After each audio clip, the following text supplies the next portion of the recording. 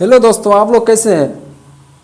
मैं आनंद सर आप लोगों को मेरे यूट्यूब चैनल आनंद क्लासेस पर मैं आप लोगों का स्वागत करता हूं। आज हम लोग क्लास 8th के साइंस का पहला chapter crop productions and management के बारे में हम लोग जानने वाले हैं।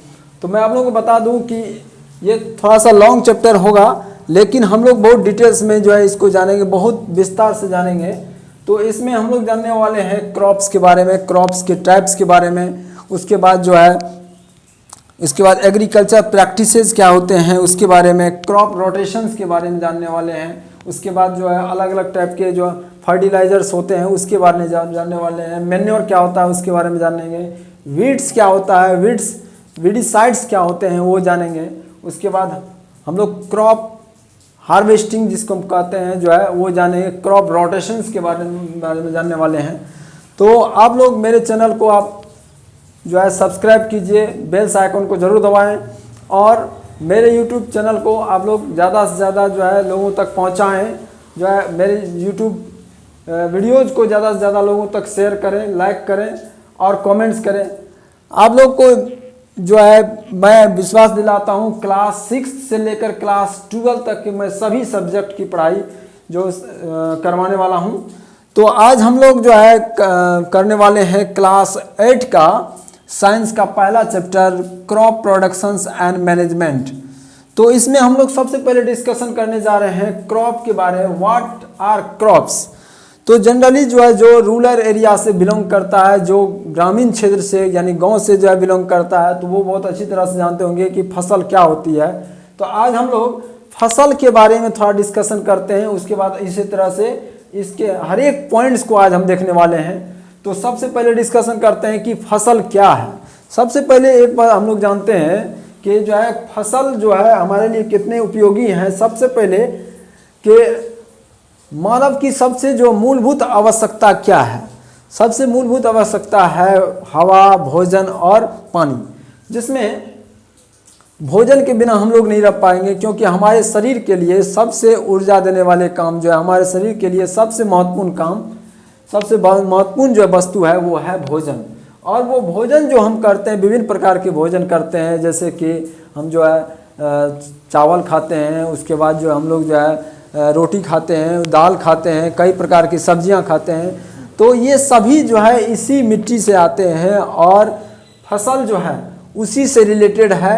और हम लोग इसमें जानने वाले हैं कि फसल जो हमारे लिए कितने उपयोगी है और फसल को कैसे उगाया जाता है। सबसे पहले जानते हैं कि फसल है क्या। मान लीजिए कि आपके पास इतना जो है ज़मीन है और इतना ज़मीन में हम एक ही टाइप का यदि हम प्लांट को लगाते हैं, जैसे कि हम एक ही टाइप के प्लांट को लगाते हैं, तो इसमें हम कह सकते हैं क्या, एक ही टाइप के यदि हम प्लांट को लगाएंगे कि मान लेते हैं कि इसमें हमने सिर्फ राइस यानी कि पैडी लगाया, इसमें सिर्फ हम क्या लगाया, पैडी यानी धान लगाया, तो इसे हम क्रॉप्स कहेंगे। यदि हमारे पास इतना ज़मीन है और इस एरिया में हमने क्या किया, तो वीट को लगाया यानी गेहूं को लगाया, तो हम समझ जाएंगे कि ये जो क्या है फसल है। उसके बाद जैसे कि इतना बड़े ज़मीन में हमने क्या किया, मकई का खेती किया, है ना, तो समझ जाएंगे ये फसल है। ऐसे बहुत सारे एग्जाम्पल हम समझा सकते हैं कि फसल क्या होता है। तो इससे हमने क्या सीखा, इससे हमने ये सीखा और ये समझ निकल के आया, बात निष्कर्ष निकल के आया इस चीज़ से कि यदि एक ही टाइप के यदि प्लांट हम एक एरिया में यदि उगाते हैं यानी उपजाते हैं, तो उसे हम कहते हैं फसल। तो क्रॉप को हिंदी में कहा जाता है, क्रॉप को हिंदी में हम कहते हैं फसल। ठीक है।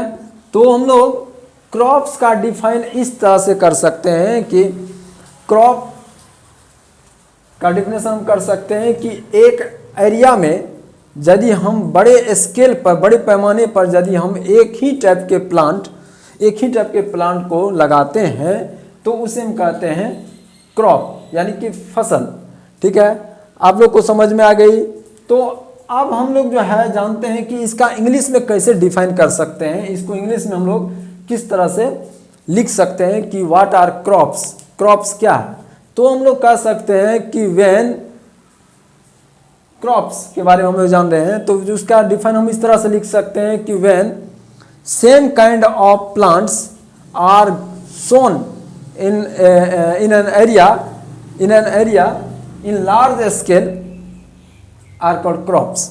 बहुत सिंपली है कि यदि एक एरिया में हम बड़े स्केल पर यदि हम इसको उपजाते हैं कोई एक ही टाइप के प्लांट, तो उसे हम कहते हैं क्रॉप्स।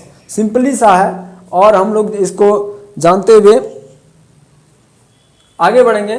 तो सबसे पहले आज हम लोग जानने वाले हैं क्रॉप्स क्या है, क्रॉप्स के कितने टाइप होते हैं। तो सबसे पहले इसमें हम जान रहे हैं क्रॉप्स।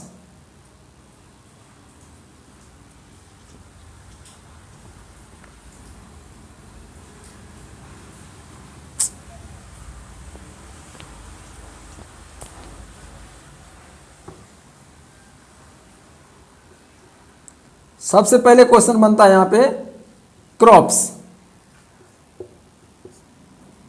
तो क्रॉप्स का डिफिनेशन हम कह सकते हैं कि when the same kind of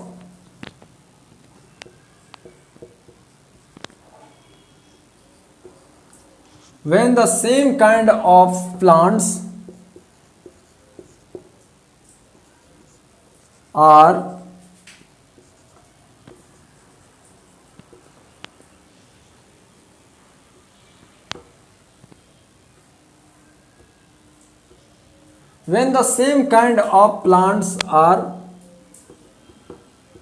sown in an area in large scale are called crops।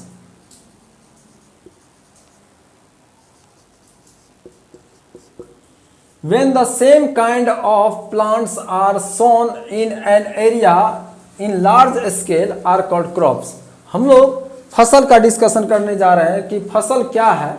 तो इसका डिफिनेशन बन सकता है कि जब एक ही प्रकार के प्लांट्स हम जब कोई भी क्षेत्र में, कोई भी खेत में हम एक बड़े पैमाने पर लगाते हैं, तो उसे हम कहते हैं क्या, फसल। क्या है, जब ये बहुत सारा प्लांट हम जब एक ही खेत में एक ही प्रकार के लगाते हैं, तो उसे कहते हैं फसल। उसे कहते हैं हम क्या, क्रॉप्स। तो अब जो है क्रॉप्स के बारे में मेरे हिसाब से आप लोगों को जो कोई भी कंफ्यूजन रहेगा कि फसल क्या है, फसल का डिफाइन कैसे कर सकते हैं। फसल का डिफिनेशन बहुत इजी है कि जब एक ही प्रकार के प्लांट्स जब एक बड़े से एरिया में हम जो है बड़े से पैमाने पर लगाते हैं, बहुत ज़्यादा लगाते हैं, तो उसे हम कहते हैं क्रॉप्स, उसे कहते हैं फसल। अब जान देंगे कि जो है इसका हिंदी में भी हम कर सकते हैं। तो हिंदी आप लोग लिख सकते हैं जो है, यदि एक ही प्लांट्स, एक ही प्रकार के पौधे जब एक बड़े से क्षेत्र में जब बड़े पैमाने पर हम लगाते हैं, उगाते हैं, उपजाते हैं, तो उसे कहते हैं फसल। अब आगे जानेंगे कि फसल जो है यानी क्रॉप्स के टाइप क्या हैं। तो क्रॉप्स के टाइप यदि हम जाने, क्रॉप्स टाइप्स, तो क्रॉप्स टाइप्स में हम लोग जो जान सकते हैं कि ये मेनली दो टाइप का होता है। एक होता है खरीफ और सेकेंड होता है रबी। एक खरीफ क्रॉप्स, एक कहते हैं खरीफ क्रॉप्स और सेकेंड को रबी क्रॉप्स कहते हैं। तो इसको हिंदी में खरीफ ही कहा जाता है, खरीफ क्रॉप्स, और ये रबी क्रॉप्स। तो आप लोग देख सकते हैं कि खरीफ क्रॉप्स क्या होता है, खरीफ क्रॉप्स को कब जो है हम फसल लगा सकते हैं, ये फसल कब लगता है, रबी क्रॉप्स कब लगता है। तो हम लोग इसमें डिस्कशन करेंगे कि खरीफ क्रॉप्स क्या होता है और रबी क्रॉप्स क्या होता है। सबसे पहले खरीफ क्रॉप्स के बारे में जानते हैं कि ये जो खरीफ क्रॉप्स है ये ज़्यादातर बरसात के मौसम में लगाए जाते हैं, यानी कि ये बारिश के मौसम में लगाया जाता है। और रबी क्रॉप्स जो है ये हम जाड़े के मौसम में उपजाते हैं।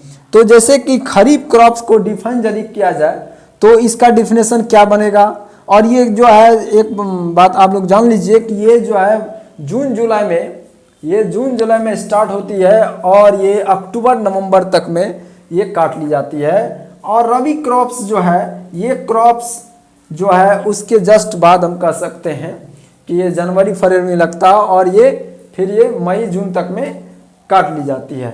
तो रबी क्रॉप्स मई जून तक में जो है काट ली जाती है, या एक महीने पहले भी काट सकते हैं।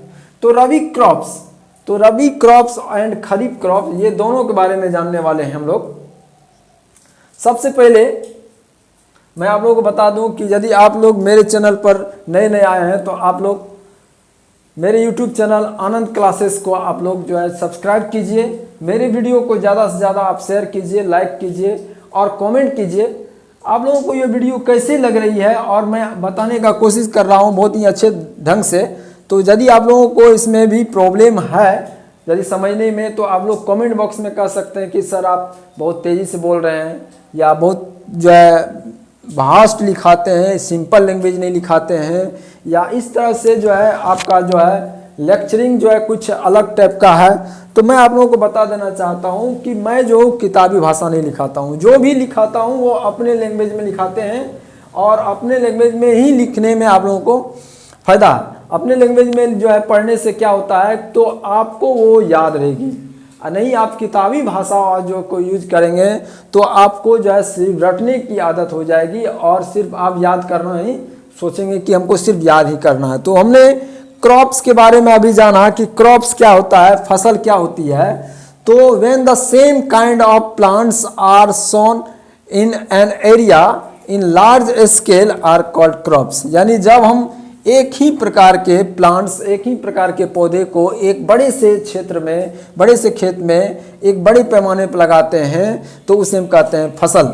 ठीक है, जैसे कि मान लेते हैं कि जो है एक बड़ा सा एरिया, इतना बड़ा एरिया है और इसमें हम क्या किए तो सिर्फ धान लगाए, सिर्फ क्या लगाए तो धान यानी पैडी लगाए, तो हम समझ में आ जाता है कि ये क्या है, ये फसल कहलाएगा। ठीक है, अब इसमें ऐसा नहीं होगा कि यदि हम इसमें अलग अलग टाइप के प्लांट लगाते हैं तो वो जो है ये नहीं कहलाएगा। इसके बाद यदि एक बड़े से एरिया में हम वीट को ही लगाते हैं तो उसे हम कह सकते हैं फसल। ठीक है, एग्जाम्पल के तौर पर हम इसको हम लिख सकते थे इसमें कि राइस, वीट, माइज। ठीक है, तो ऐसे बहुत सारे क्रॉप्स होते हैं और उसे हमारे देश के किसान बहुत ही मेहनती से जो है उपजाने का कोशिश करते हैं, क्योंकि मनुष्य की जो है सबसे मूलभूत आवश्यकता में सबसे जो महत्वपूर्ण है में आता है वो है भोजन, और भोजन ही जो है क्या है, वो क्रॉप्स है। क्रॉप्स जब तक नहीं होगा तो हमारे घर तक, हमारे ये शरीर में जो है भोजन नहीं जाएगी। ठीक है, तो हम लोग डिस्कस करने वाले हैं किसके बारे में, खरीफ क्रॉप्स एंड रबी क्रॉप्स। तो आप लोग देखिए,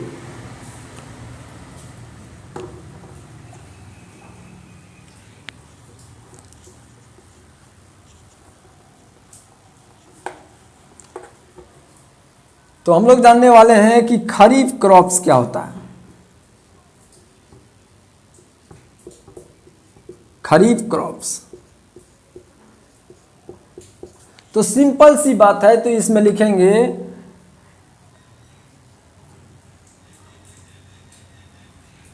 the crop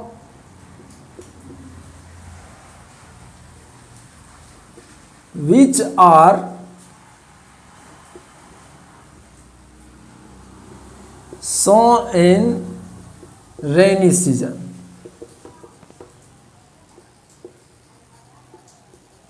are called kharif crops.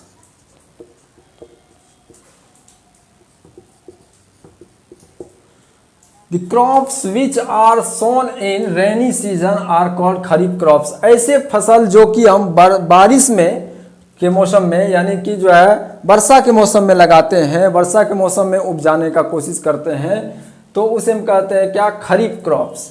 Example में हम लिख सकते हैं क्या, rice.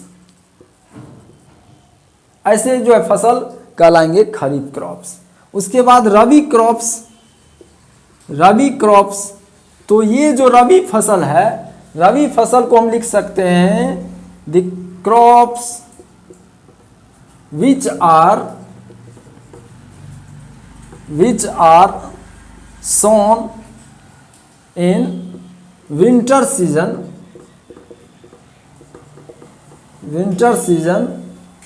are called rabi crops. तो इसके बारे में जो है यदि एग्जांपल में हम जाने तो हम लिख सकते हैं क्या, वीट। तो खरीफ क्रॉप्स आप लोगों को समझ में आ गया होगा कि जो बारिश के मौसम में लगाया जाता है उसे हम कहते हैं खरीफ क्रॉप्स, और रबी क्रॉप्स कहते हैं जो हम विंटर सीजन यानी कि जाड़े के मौसम में लगाते हैं उसे कहते हैं रबी क्रॉप्स। एग्जांपल में आप लोग जानते हैं कि बारिश के मौसम में धान की खेती होती है और विंटर सीजन में गेहूं की खेती होती है। ठीक है, तो आगे बढ़ते हैं हम लोग। तो इसमें हम डिस्कशन कर लिए हैं और आप लोगों को बता देना चाहता हूं कि हम लोग जो है आनंद क्लासेस यूट्यूब चैनल पे हैं, और यदि आप लोग मेरे चैनल पे नए आए हैं तो कृपया आप जो है मेरे चैनल को सब्सक्राइब कर दें और बेल्स आइकॉन को ज़रूर दबा दें, जिससे मैं कोई भी वीडियो अपलोड करूंगा तो नोटिफिकेशन सबसे पहले आप लोगों को पहुंचेगी। उसके बाद मैं आप लोगों को बता देना चाहता हूं कि मैं 2-3 दिन के बाद से मैं 6 से लेकर के 12 तक की सभी सब्जेक्ट को कमांड में रखते हुए मैं डेली जो 6 क्लास 7, 8, 9, 10, 11, 12 के साइंस, मैथ, इंग्लिश सभी के एक वीडियो अपलोड करूंगा। छोटा ही होगा लेकिन आप लोग जो है उसे देख सकेंगे, और ज़्यादा से ज़्यादा मेरे YouTube वीडियो को ज़्यादा से ज़्यादा आप लोग शेयर करें और ज़्यादा से ज़्यादा जो है आप लोग लाइक कमेंट्स करें और चैनल को सब्सक्राइब लेकिन आप लोग ज़रूर से ज़रूर करें। तो अब हम लोग जानेंगे इसके बारे में कि एग्रीकल्चरल प्रैक्टिस क्या होता है।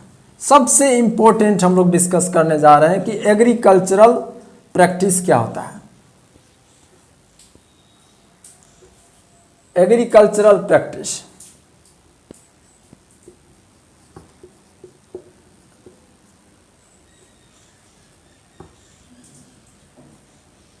Agricultural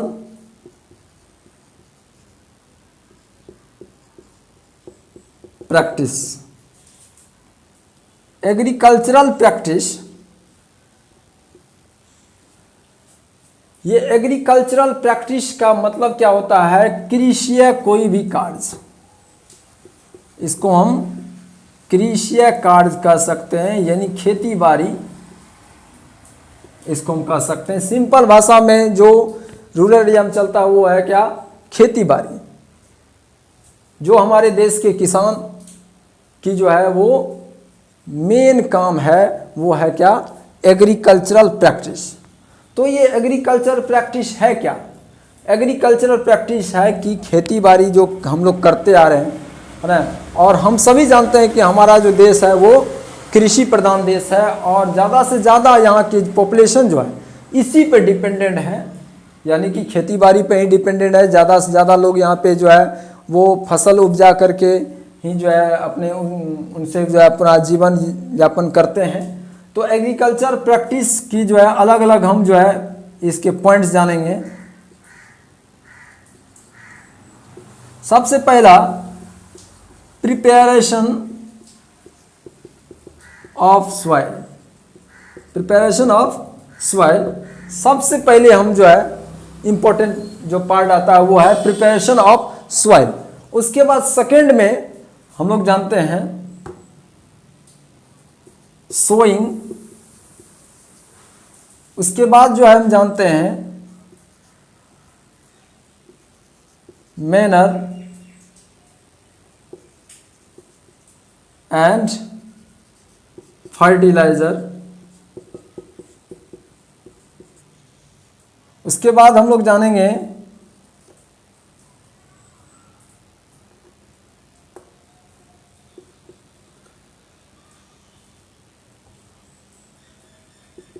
irrigation,